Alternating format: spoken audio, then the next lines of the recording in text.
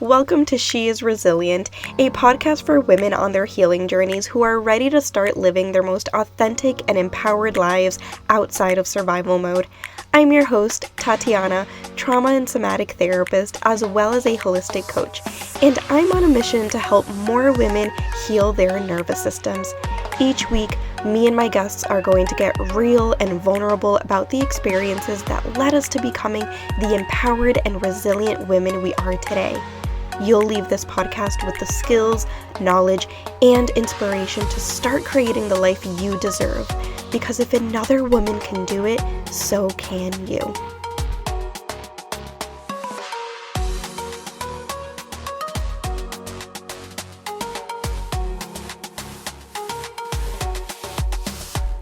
Welcome back to another episode of She is Resilient. Today we have a very special guest on the podcast, Marcin Schultz, aka my husband. Hi everyone. I'm really excited to be here.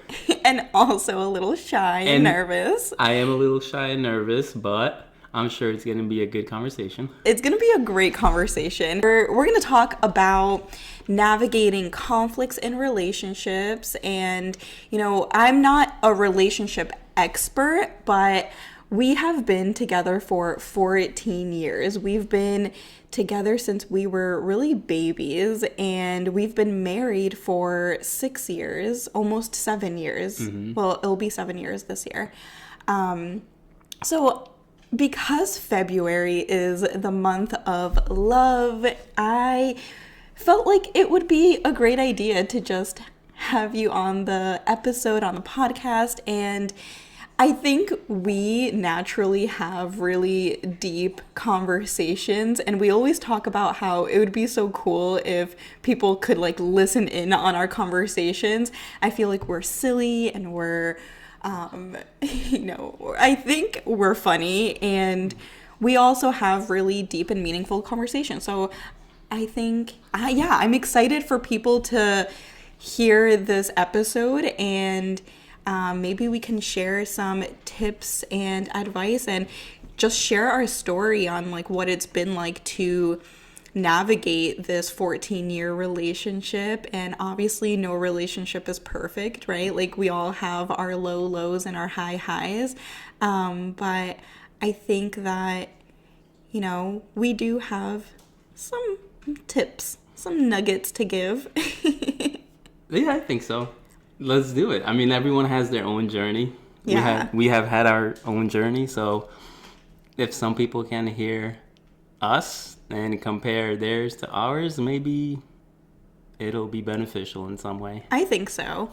I mean, yeah, like I said, we've been together since we were really young. I was 18 when we met, and you were, 20? I was 20, yep. You were turning 21, and I was turning 19. And just a little quick background story on how we met. We met through mutual friends at a party, like young people do. Young people did.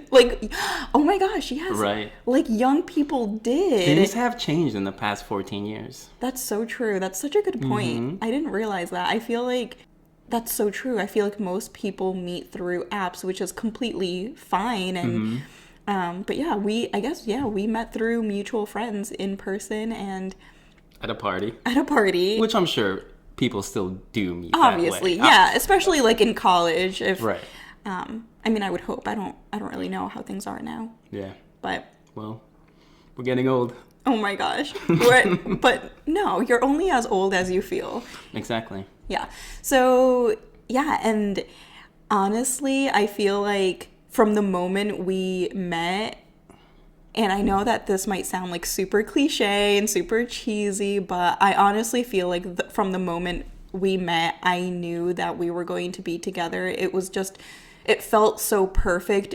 I felt like Marcin and I were just the same person, and I was the female version of him, and he was the male version of me, and we just fit perfectly. But obviously, like I said, no relationship is perfect. That's true. And we also met when I didn't really have a lot of coping skills. I was living in survival mode, and I wasn't a therapist yet. I was still in undergrad and college. Yeah. And so I feel like we really grew up together. We did.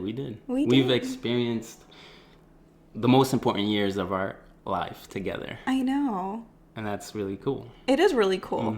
Obviously, dating so young, most people, especially when you're young, don't stay together this long, right? Especially when you have a lot of unresolved wounds and, you know, you don't have all of the best coping skills. Your brain isn't fully developed until the age of 26. And so how would you say, what do you think helped us stay in this relationship at a really young age? I think one of the things is definitely just willing to grow together. I think me personally, I knew from the beginning that I wanted to be with you and I wanted to get through anything that may come our way. And obviously I had no idea what that was going to be. And obviously I didn't even know. I mean, I was still young. I was still growing up, so I didn't know what to expect. But just having that discipline, I think that's key.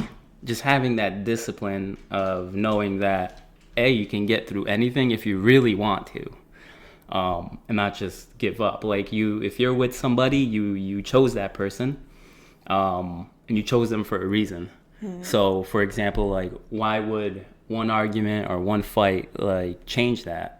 Like, you saw something great in this person, so let's grow together and let's continue to figure the world out. Obviously, no one's perfect, and we all have our ups and downs and good moments and bad moments. It's just about how you get through those moments, I think. Yeah. So again, yeah, for me, it was just that willingness of wanting to grow with you, because there's something that I loved about you from the moment, right, that I met you and wanted to be with you in the first place. Aww. Yeah. Yeah, I think for you it was definitely, well, I guess I don't want to speak for you, but for me it was, and I think this really depends on your like family background, what you witnessed growing up, and obviously like unresolved, if you have like unresolved wounds but I think for me, it was a lot harder. Like, I remember having an argument and immediately wanting to run. And I feel like that's very common in relationships. And I feel like you were sort of my rock.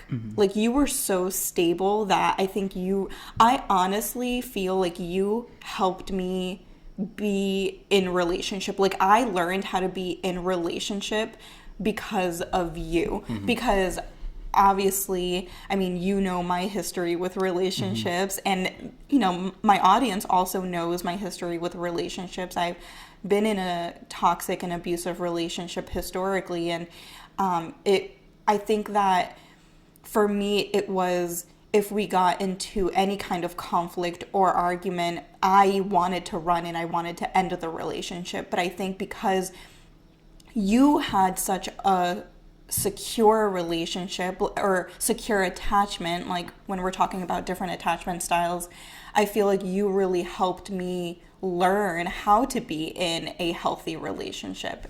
And I feel like you still do that to this day, honestly. Like you're honestly, and again, I don't feel like you've had those same experiences as I've had, and I think that's really helped us. Would you agree with that, or like what are your thoughts on that?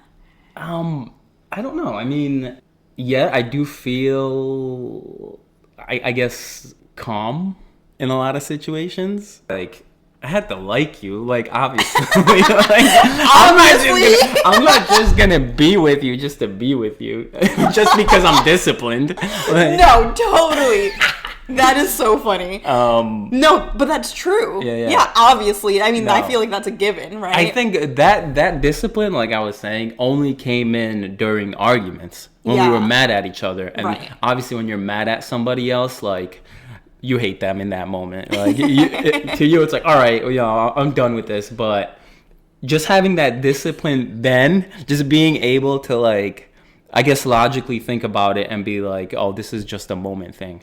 And Yeah. maybe that's what it comes down to. It's just thinking logically, having that logically in times of like arguments. Yeah. I think it's all, I honestly feel like it's all of those things. I feel like it's discipline, it's thinking logically, it's remembering that it's a momentary thing. And I also and I do believe, and you were very mature, I think, in these kinds of situations. But I also think that not having like chaotic Right. relationships, or like, you know, a lot of, you know, you had a secure attachment, you had, you know, a healthy internal system, I would say, like a healthy nervous system. You didn't experience like a lot of like relational trauma, I guess I would say. Right. Like I have. So I feel like that really made it easier. I do feel like you were my rock, but I love it. Yeah, I really do feel that way. So I just feel honored to be on this podcast. Oh my god. Wow. What episode is this? Oh my gosh, that's so funny. Okay. Oh, okay. Well, before we get into some other questions, I also feel like our compatibility is really important. Yeah. Right? Yeah, like yeah, I think that one of the things that we both really value is being silly, being playful. We laugh literally every single day. Yes. And we are so, like, we don't take life so seriously, I think. No. And I think that really helps us thrive. And I really do feel like that's what's helped us be in this relationship for so long, right? Because like we are always laughing. We are. And if we're not laughing, that's weird. Like it's that, you know, there must be something really wrong with us if we're not laughing every day. Yeah, we're always laughing about something. Yeah, we're so silly. Hey. We scare each other. Yeah, we scare each other. We hide. Yeah, so if one of us is coming downstairs, you know, Marcin is like hiding behind the fridge or something. And yeah, so that happens every day. And for some reason, not for some reasons, because I'm always laughing, but when I try to scare Marcin, it just doesn't happen. I can't seem to scare you ever because I always start laughing before. It is funny. But at this point, it's like, now we're always like paranoid. Like, is somebody hiding? Yeah. So you can't even go downstairs anymore, like, peacefully. Right, like you're super hyper vigilant. Like, yep. Just increasing our anxiety. Yeah. Maybe we need to stop that then. I like it.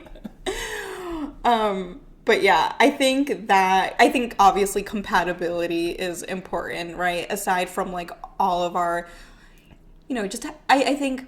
Well, what goes into compatibility? I get like personality, obviously our values align. And I think all of those values really aligned from the early years, right? Like from when we first started dating, I feel like all of our values aligned. Yeah. So the other thing that's important to talk about is that we're two different people now, right? Like when we first met, we were super duper compatible where we felt like we were the same person, but now we are very different from each other. Like we've grown up. We're, you know, so much has happened in the 14 years. I know I'm definitely not the same person that I used to be. And so how do people navigate those kinds of situations? Like where you're constantly growing and evolving, and that's good. I feel like as humans, we're supposed to grow and evolve, but how do you grow and evolve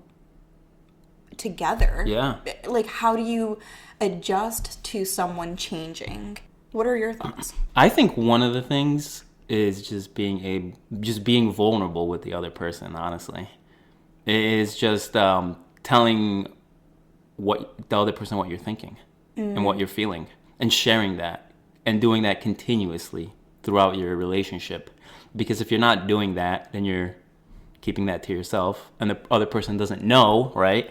But sees that, like, for example, that you're different in certain moments.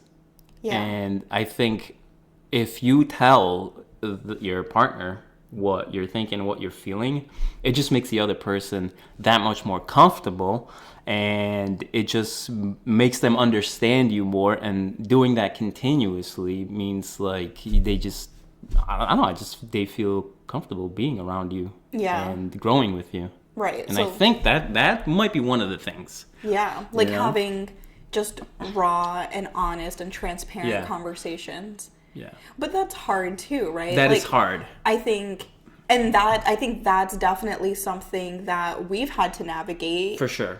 Throughout the years. I feel like learning how to communicate with each other, because I feel like I'm really open and transparent, and I'm also very direct. You are. I'm very honest, and it's hard for me to hold things in. Like if I'm feeling or thinking something, like I will immediately bring it up to you. Right. And I feel like, you know, historically that was different for you, right? For like sure. I think that was like definitely something that we had to learn how to navigate. Right. Yeah, I was definitely not those things. I was the opposite of that, right? Like early on in our relationship. And yeah, you always just had to, I guess what was going on, or make your own assumptions, really, because I guess I wouldn't really tell you much. Right. And I think that's what probably increases conflict, right? Like when one person is trying to communicate, and then the other person, or like, and then one person is like creating their own narratives or making assumptions, right? And so how do people, I know you're not a therapist, and so I'm like asking you these questions. I could be. You could be based for on today. But I mean, what helped you? I guess you don't have to like give advice, but like what helped you navigate or learn how to better communicate when it was something that didn't come naturally for you? Yeah. It was definitely very hard to do, like in the first place, just to make those words come out. But I think it was your response at the end of the day. You didn't have like a judgmental response or a look on you. You were just like listening and going with what I was saying. And I think that was key. Yeah. Right. So like making your partner feel comfortable. Right, exactly. Right? Like if someone has a hard time communicating, so it's just helping them feel safer to communicate and not judging them for, you know, whatever they're saying or feeling. Right. You know, I think one of the like I feel like we are a team. When we're thinking about like conflicts, we have to think about how are we going to navigate the conflict instead of attack each other, right? And I feel like it's so easy to fall into those unhealthy patterns and cycles of like blaming the other person, especially if you don't have like the tools, the communication tools, or even the emotion regulation tools, right? But I feel like we've definitely gotten better in communicating and just having like those real and honest conversations with each other. Yeah. Yeah. I think so. So going back to like our original thought of like how do people grow together and how do people adjust to, you know, change and the other person evolving, it really comes back down to communication. Yeah. I mean, and it's funny, right? Because like everyone always says that's what it really comes down to, communication, right? But it's one of the hardest things. Full circle. But no, it really is one of the hardest things. It really is. You have to work. You really have to work at it. And you have to want to do it too. Yeah. You really have to. I think part of this is really doing our own internal work, right? Because I think that a lot can come up in trying to communicate. It's like your armor goes up, your guard goes up. For sure. You know, and so I feel like it's understanding what's coming up for you individually and learning how to heal or regulate yourself first in order to have those conversations. Right, exactly. Right, because there are things, it wasn't like the communication things weren't about like the other person, it was about like our own internal stuff, right? And I didn't know, I wasn't the perfect communicator either. Like I also just want to acknowledge that like even though I probably was more transparent, I definitely, especially in those moments, it's really hard to communicate all the time. I think like people sometimes think, like, if you're a therapist or a mental health professional of any kind, like, that's the way you are all of the time. But that's not reality, right? Like, No. I'm still a human, and, like, at home, I'm not a therapist. No. Even though sometimes it does come up, like, Right. oh, nervous system. At home, I'm your therapist.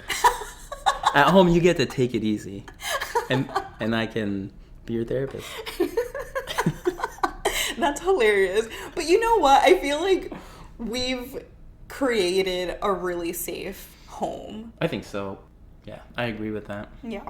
And again, that's just our experience, though.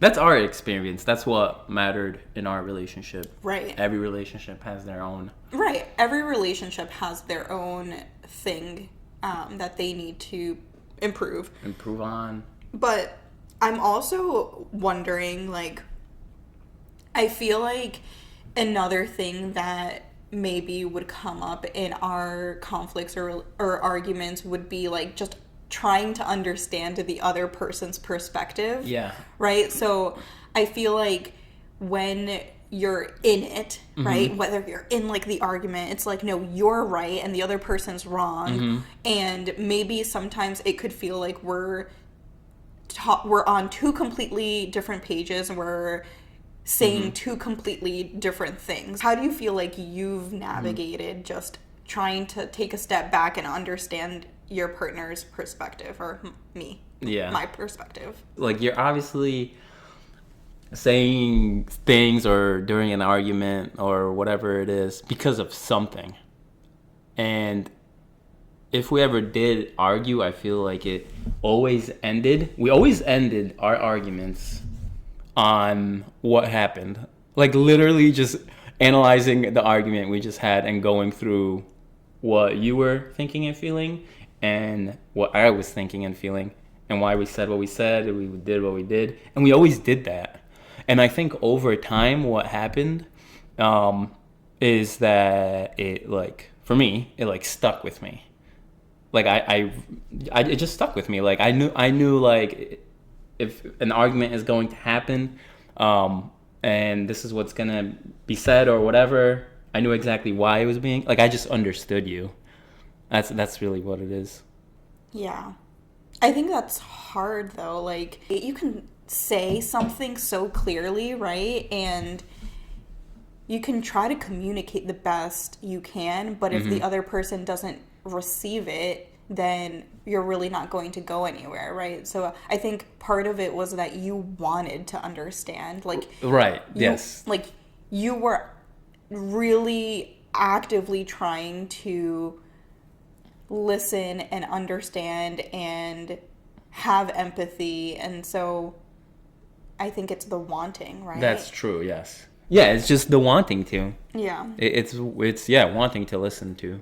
And change whatever it may be, or be more mindful of whatever is causing things. I truly feel like it all goes back to regulating your own nervous system, right? Because when you regulate your own nervous system first, then you have more capacity to be there for the other person, right? You have more capacity to want to understand and more capacity to actually understand, right? But I feel like when you're in those activated states, you don't really want to understand, right? Like, when you're angry, you don't actually want to understand. And I'm not talking about you. I feel like, you know, I'm not saying, like, you specifically. I'm just kind of saying you in general, right? Like, when we as humans are in these states of activation of, like, anger or even, like, fear, right? Or, like, depending on your own experiences, we're going to respond differently to conflict, right? We might respond with anger, we might respond with fear or anxiety, avoidance, or we might respond with shutting down and freeze and just becoming mute, right? And so I feel like it really goes back to everyone's individual nervous system, but the more that you heal your own nervous system and the more that you have those tools, the better that you can show up for your partner. And I feel like that's really something that's made a difference in our relationship and the way that we've navigated conflict.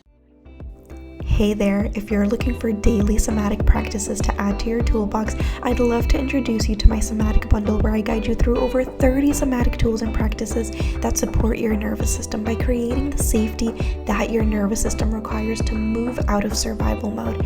Just click the link in the show notes and you will get immediate access to my library of tools. See you there. Yeah, that's true. Yeah. And also, I feel like just getting older, too. I don't know. Maybe plays a role in it. I think so. Just, yeah, getting older and getting wiser and knowing how to deal with things in certain situations and, yeah. Yeah. I do, right, like getting older, but also getting older together, right? Mm-hmm. Because I think, like, not only are we getting older, but we've also been together for longer, and so that I think that really helps. I think, you know, in the early years, I think that we were still learning each other, right, and learning how we both respond to different situations. Mm-hmm. And even like getting married, I feel like that was like another new chapter where we didn't live together before we got married. We and so I think that was like another thing, right? Of like, oh no, now we have to learn how to live together. And well, we kind of did. We did for like a month or two. Oh, like a month. Yeah, but like it wasn't like, you know, years before we got married. Right. So, yeah, so there's a lot happening, right? You're getting to know the person. You're getting to know how it is living with them. And then you're also getting to know yourself.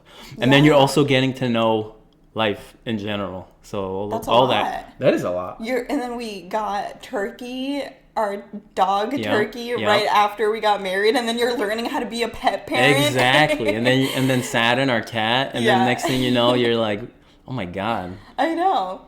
But I feel like, right, like it takes practice, it takes communication, it takes learning. I feel like you're always learning, and we are not perfect by no means, right? No. Like we are literally still learning about each other every single day. And I think, like, going back to like growing and evolving, the more that you continue to change and grow and evolve, the more that we continue to learn about each other. So I feel like it is a little combination of everything. No, it's true. Yeah. It's you're working on it constantly. But I think it just gets easier and easier over time. That's what happens. I hope so. I think so. It's been getting easier. Like, for example, we've been together for 14 years now, right? Yeah. I think it like every year has gotten easier and easier because we understand each other. Right. Like, in general, in terms of just like, I don't know, having arguments or whatever. Like, I feel like they're rare. Yeah.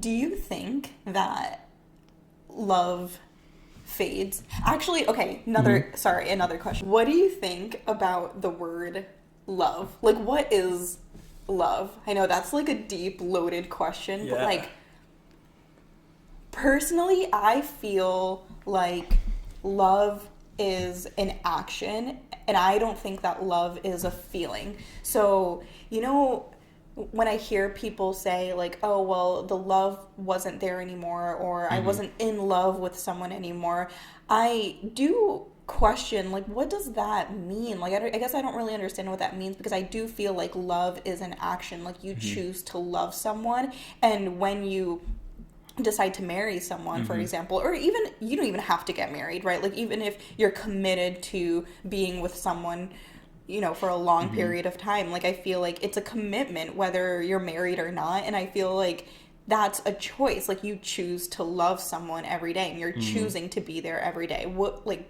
do you agree with that, or what do you think? Yeah, I think, I mean, I would say, like, when it comes to love, I mean, people always say, I love this person, I love this person, I love this person, but then they're not together a year after or whatever it may be. But I think it has to do with willingness to grow, knowing you have the right person, and then willingness to grow with that person. Yeah. And then seeing like the good and the bad, and making sure the good outweighs the bad, obviously.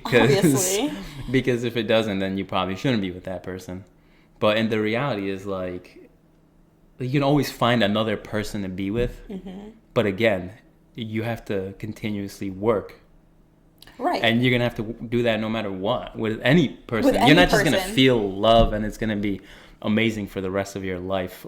No. Yes, exactly. That's a good point. And I think that's what people maybe sometimes struggle with, of like wanting things to be perfect all of the time, but no relationship is perfect and no marriage is perfect. And so it is choosing to be there even when things aren't perfect. You know, I like on social media, I don't have social media anymore obviously, but when I was on social media, I used to see a lot of like things that said, like quotes or whatever that said, you know, love isn't always enough. And I wouldn't agree with that, because I think that... You wouldn't, or you would agree with that? I wouldn't. I wouldn't agree that love isn't enough, because then the things that I would usually see would say, well, you also need respect and you also need, you know, and it would list all these things. But I truly believe that all of those things that they list are love, right? So going back to love isn't a feeling, like,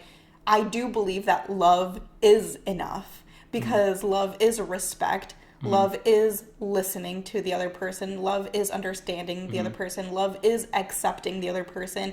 Not obviously if they're have toxic behaviors and abusive behaviors. Definitely not. But I'm more talking about, like, you know, we're talking outside of an abusive or a toxic relationship. Right. But I do feel like, again, if love is an action, I do feel like love is enough. Yeah, I agree. Yeah. I like that. Is there anything else that you want to share with our audience today about navigating conflicts, relationships, or just about us? Well, hopefully you're going to invite me back one day for part 2. That's the first thing I want to say. Second thing I want to say to your audience is to never give up on your partner if they're the one for you. Yeah. You know? I have another question. As someone who hasn't experienced a lot of relational trauma, being with someone who has experienced a lot of relational trauma and a lot of just trauma in general, right? Like, based on your experience, do you have any thoughts or reflections that could possibly serve the audience of, like, when you're in a relationship with someone who has experienced a lot of trauma? Because you've been in it. Like, you've been with me throughout my unhealed... You met me when I was completely unhealed, and you're obviously with me now when I am on the other side of healing, and, like, you've really have witnessed all of these different versions of me, and just navigating, like, depression and anxiety and, like, all of these different things. And so I guess, like, as someone who, I mean, you've witnessed it firsthand, like, what has that experience been like for you as the partner of someone who has, like, trauma? Wow, that's a good question. That's a loaded question. That's a loaded one. It is. But I think it just comes down to what I was saying earlier, and just having the patience and also the willingness to understand. And especially if, like, you were always willing to tell me everything. Like you're saying, you're not somebody to hold anything back. So I knew exactly what you're thinking and what was going on, you know? So I think in the back of my mind, I always just knew that just whatever was happening, or whatever, if we had an argument or whatever it may be, I always just knew that it was just temporary. Because at the end of the day, when we're not arguing, things are great.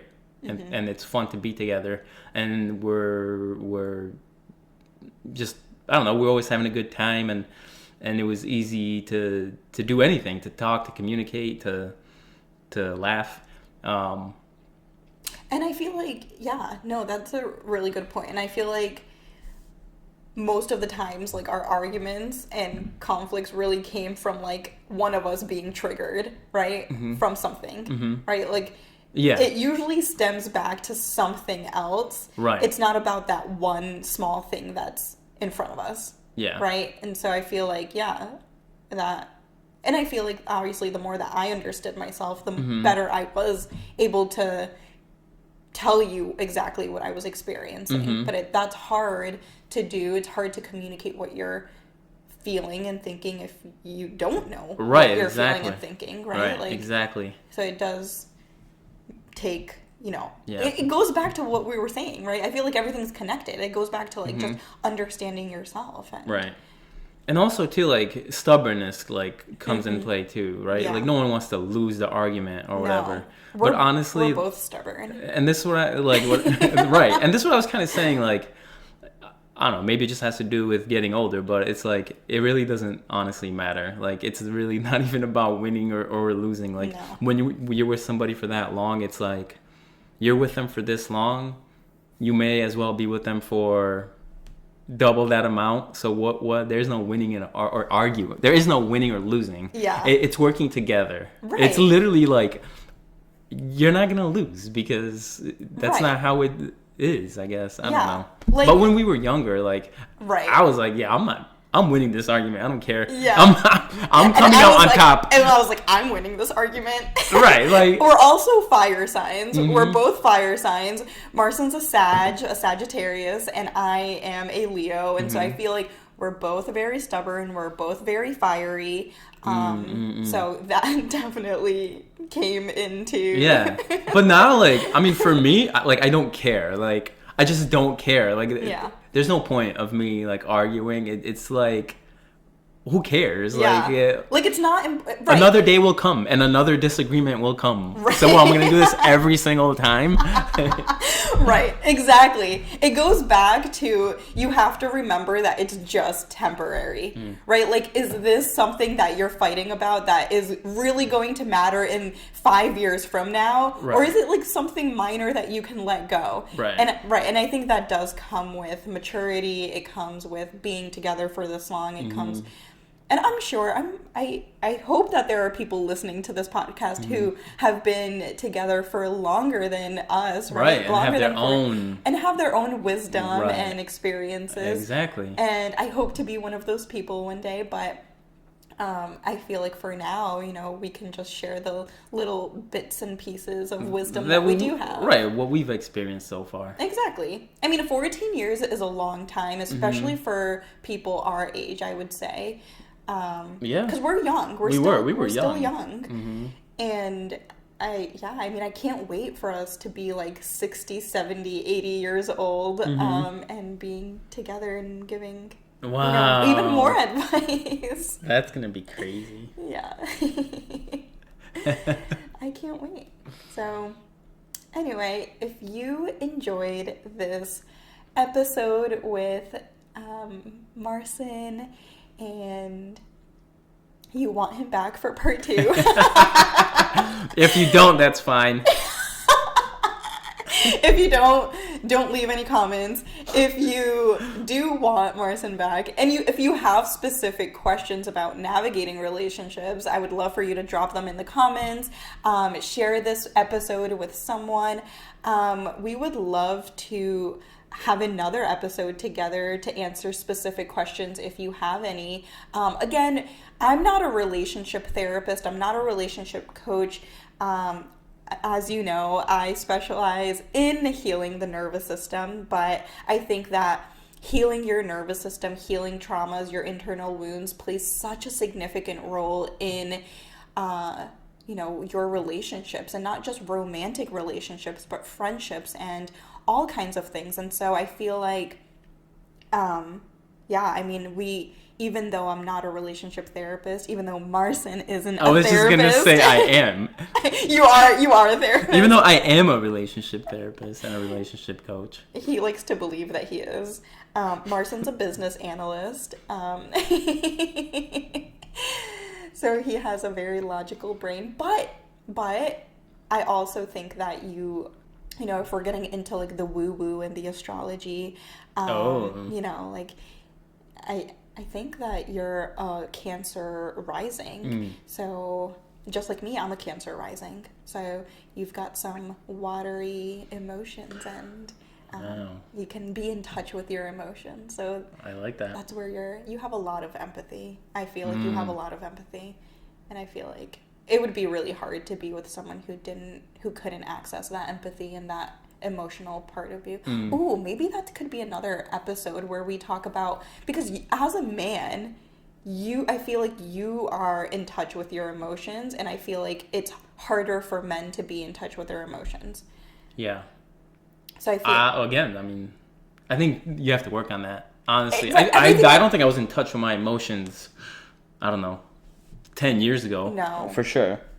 So yeah, I mean, everything is a skill. I think Right. everything can be something that you learn. No, I don't think anybody's born with it. We're all taught somehow from our caregivers or from ourselves, right? We have to do our own inner healing and our inner work. So thank you so much for being here. I hope, again, that you appreciated this episode. And like I said, if you want more, let us know, and make sure to share this with anybody who might find it helpful. All right. Thanks, everyone. Thank you so much for joining me today. If you absolutely loved this episode, I would so appreciate it if you subscribed and left a review on Apple Podcast, or take a screenshot and share this episode on social media. The more nervous systems we reach, the more generational cycles we break, and the more we contribute to a kinder and safer world. And if you're looking for somatic healing services, send me a DM and I'd love to chat on how I can support you. I'll see you in the next episode.